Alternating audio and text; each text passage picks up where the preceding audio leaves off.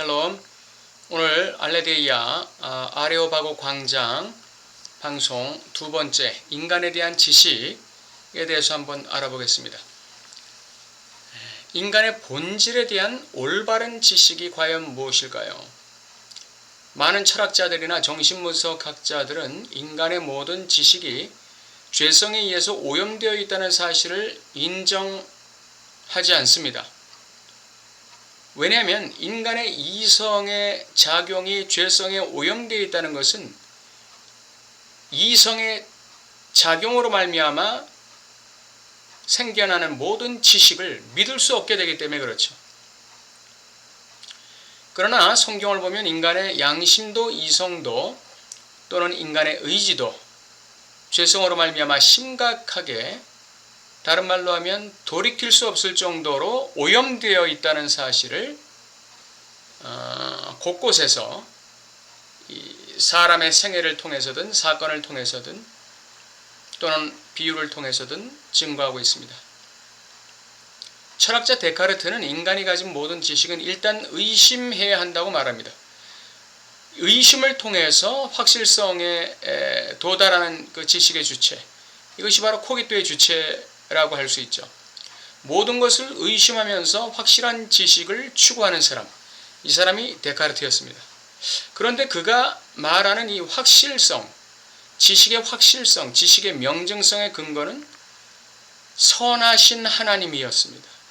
그러니까 선하신 하나님이 자기의 지식에 명증하고도 확실한 보장을 제공하는 그런 존재였죠. 이건 굉장히 이례적입니다. 철학자 치고는 자신의 그 이성의 사유의 결과인 지식의 확실성을 보장하는 최후의 보루로서 신, 즉 하나님을 상정했다는 것은 철학자 치고 굉장히 파격적인 사람이었습니다. 데카르트는 일단 신에 의해서 확실한 지식으로 증명되면 그 지식은 영원히 변치 않는다, 이렇게 말하고 있습니다. 왜냐하면 그 지식의 명증성이 이미 증명되었기 때문에 그렇다는 것이죠. 그러나 우리가 성경을 통해서 볼 때 우리가 가진 영적 지식이라 할지라도 그것이 변화를 겪습니까? 그것이 발전을 진행시켜 나갑니까? 아니면 고정된 지식으로 머물러 있습니까? 우리가 영적으로 아는 지식조차도 계속적인 발전 과정을 겪어나갑니다. 우리가 예를 들어서 예수님을 믿고 그의 피로 구원받았다는 이 명증한 지식을 가지고 있어요. 그런데 이 명증한 지식을 뒤흔드는 사건이 발생합니다. 그것은 바로 우리가 예수님을 믿고 나서도 예전에 짓던 죄를 계속해서 짓고 있다는 사실을 발견하게 될 때 그렇습니다. 내가 예수 믿고 구원받아 기쁨이 넘치는 삶을 살고 있는 와중에 어느 순간에 내가 옛날에 졌던 죄를 또다시 짓고 있는 나 자신을 발견할 때 우리가 가진 이 구원에 대한 지식이 흔들리기 시작해요. 나 왜 구원받았는데 예전에 지었던 죄를 또 질까? 그러면서 내가 구원받아도 내가 얼마든지 또 죄를 질 수 있구나, 내 죄성까지 사라진 건 아니구나 라는 지식을 또 얻게 되는 거죠.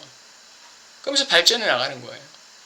그러면서 내가 죄라는 개별적인 죄를 회개할 뿐 아니라 나의 죄성이라는 그 어떤 그 엄청난 그 연못물을 갖다가 좀 탐색해 봐야겠구나, 그런 자신의 죄성이라는 데 대한 지식으로 또 나아가게 되는 거예요. 그러면서 이 죄성이라는 지식을 통해서 내가 나아가는 지점이 어떤 지점이냐, 곧 나의 죄성에 대해서 애통하는 지점으로 또 나아가게 되는 것이죠. 애통함이라는 것은 바로 이런 것이구나 라는 지식에 또 나아가게 되는 거예요. 그러면서 그 애통함을 통해서 나아가게 되는 지점이 바로 성화구나, 이것이 이 세상에 사는 동안에 그리스도를 알아가고 진리의 지식을 향해서 나아가는 끝없는 과정이구나 라는 사실을 우리는 깨닫게 되는 것이죠. 그러므로 한번 신에 의해서 명증성이 인정받은 지식이라는 것은 그 자체로서 확실하지만, 그러나 그 확실한 지식임에도 불구하고 그 영적 지식은 또 다른 변증법적인 발전 과정을 겪어나간다는 사실을 우리는 알 수 있습니다. 어쨌든 데카르트는 자식의 지식을 선하고 완전하신 하나님에 의해서 보증받으려고 하는 그런 자세를 가진 아주 훌륭한 철학자였습니다. 헤겔은 절대지에 대해서 얘기하죠. 헤겔의 절대지라는 것은 완전하고 완벽한 지식에 결코 도달할 수 없다는 것을 깨닫는 것, 그게 절대지입니다. 이 절대지로 나아가는 그 방법론이 바로 헤겔의 변증법이에요. 예를 들어서 내가 성경 인물로 사울을 봅시다. 하나님께 택함받기 전에 사울은 굉장히 진실되고 겸손한 사람이었어요. 그런데 이것이 의식이 알고 있는 사울에 대한 정체성인데, 이것이 왕이 된 뒤에 아말렉을 진멸하라는 하나님의 명령을 어기죠. 사울 왕이. 아각 왕과 또 짐승들을 살려옵니다. 이런 실수를 했으면은 이것은 사울의 그 기존의 진실됨과 겸손함에 위배되는 것이죠. 이것이 반명제라는 거예요. 그럼 사울은 이 반명제 위에 올라서서 회개를 했어야 되죠. 근데 사울 왕은 회개하지 않고 변명을 했어요. 백성들이 원해서 이렇게 했다. 나는 다 죽이려고 했는데. 이렇게 변명하죠. 그래서 사울 왕은 변증법적인 지식의 발전 과정을 겪지 못했어요. 절대지에 이르지 못한 것입니다. 자기가 알고 있는 지식이 너무나 보잘것없고 연약하고 결여투성이라는 것을 깨닫는 것, 이것이 바로 절대지예요. 우리가 뭔가 알고 있다고 생각하는 순간, 우리가 뭔가 내 지식이 완전하고 완벽하다고 생각하는 순간, 믿는 순간, 그렇게 확신하는 순간, 우리는 헤겔이 말하는 절대지에는 도달하지 못하는 무지의 주체가 될 수밖에 없는 거죠.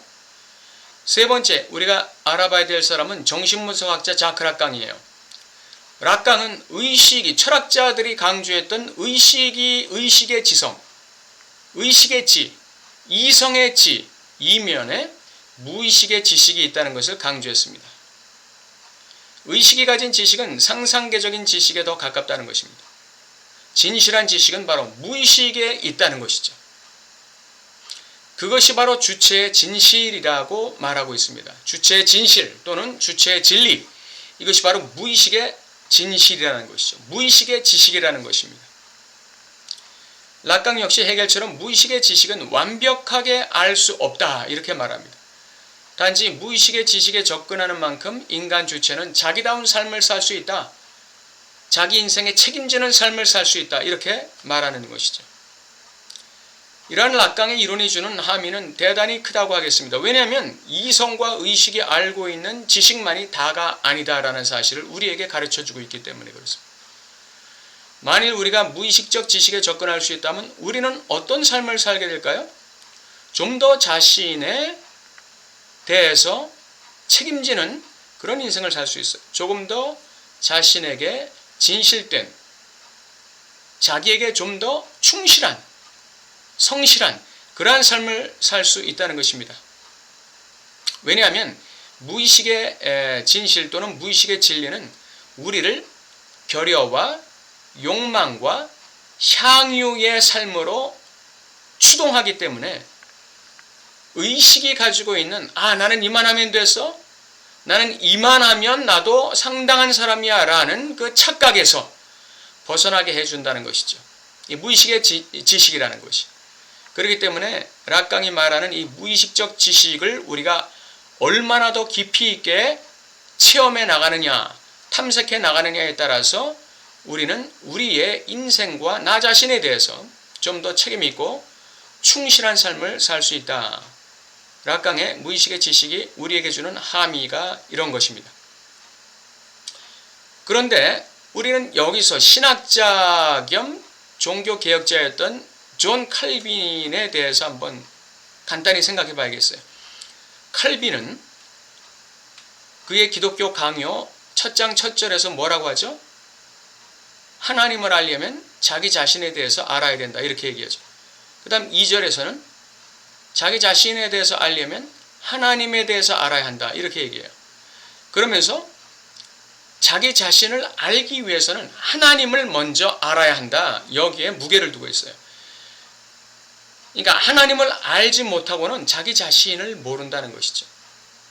인간의 본질적 지식에 접근하는 통로는 바로 하나님에 대한 지식이라는 것입니다. 이것이 존 칼빈이 얘기하는 지식의 초점이에요.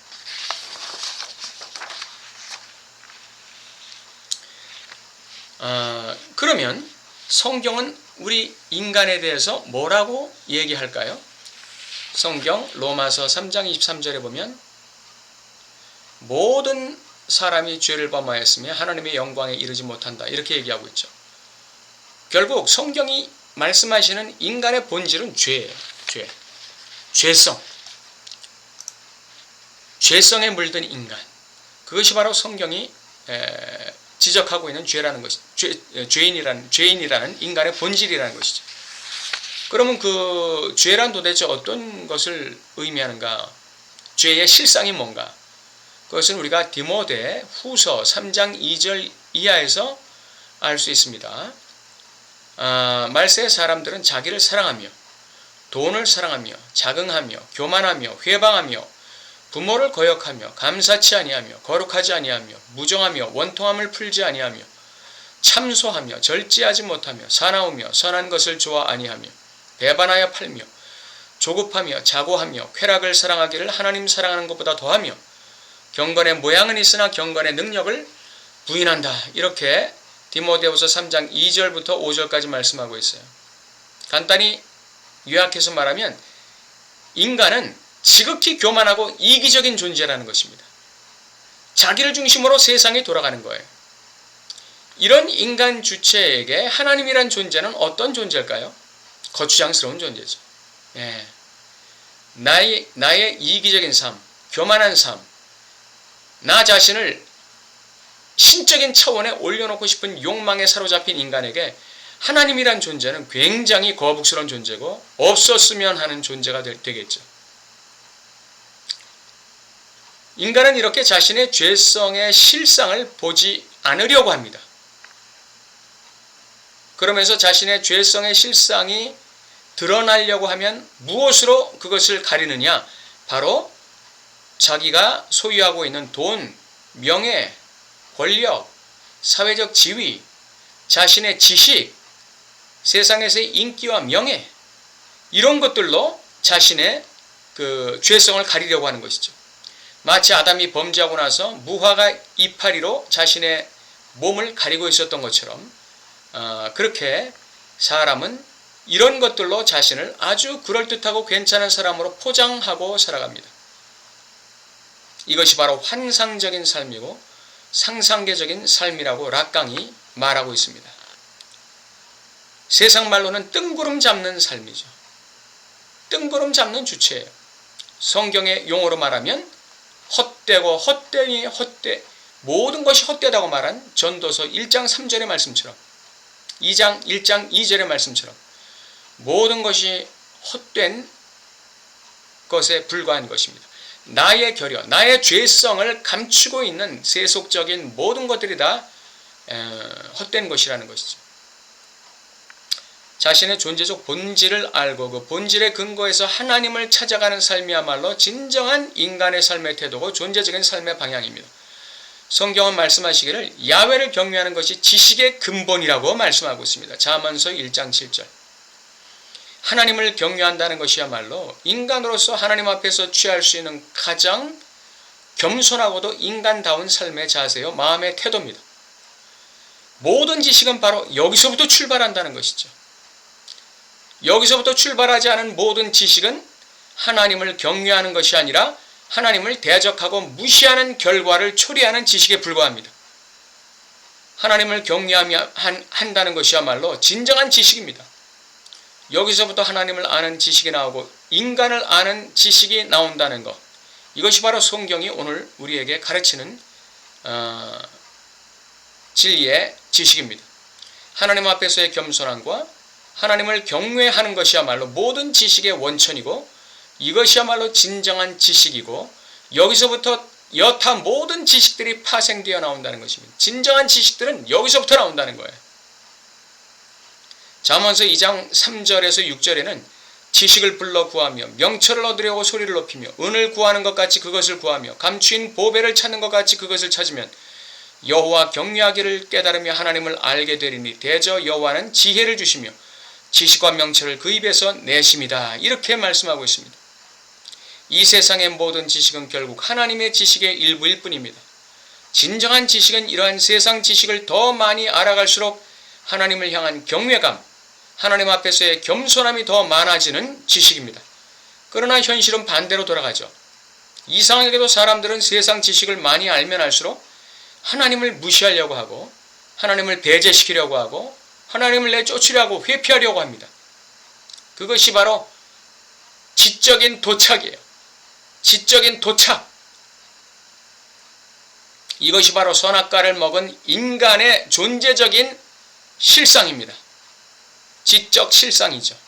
선악과를 먹고 지식의 주인공이 되겠다고 한 아담과 하와가 선악과를 먹고 나서 한 일은 하나님을 피하는 것이었고 하나님을 무시하는 것이었고 하나님을 배척하는 것이었습니다.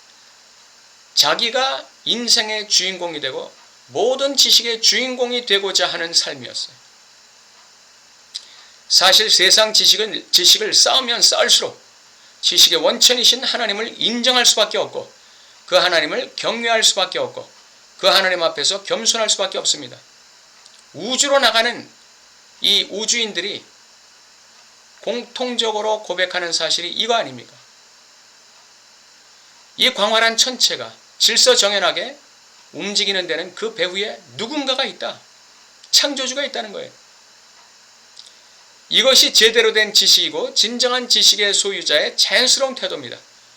세상 지식을 쌓으면 쌓을수록 그 지식의 원천이신 하나님에 대한 경외감, 하나님 앞에서의 겸손함이 더해가는 것이죠.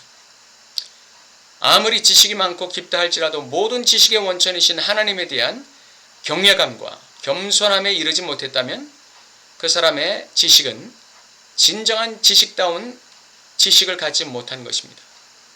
아직도 무지의 영역을 벗어나지 못하고 있는 상태라고 말할 수밖에 없는 것이죠. 오늘 우리가 이 진정한 이 지식이 어디서부터 나오는지, 그리고 그 진정한 지식을 갖기 위해서는 우리가 어떤 삶의 자세, 하나님 앞에서 어떤 삶의 태도를 가져야 하는지, 그리고 우리가 지식으로 더 나아가면 나아갈수록 우리가 귀결되는 지점은, 목적 지점은 어떤 지점이냐? 결국은 모든 지식의 원천이신 하나님께 향한 경외감, 그분을 향한 겸손함, 그분을 더 알아가고자 하는 열정, 여기가 바로 모든 지식이 귀결되는 최종 지점이라는 사실을 우리가 오늘 살펴보았습니다. 오늘 철학자와 정신분석학자 그리고 신학자 그리고 성경의 관점을 통해서 지식이란 무엇인가에 대해서 살펴봤는데 여러분에게 정말 작은 도움이 되시기를 바람하지 않습니다. 감사합니다.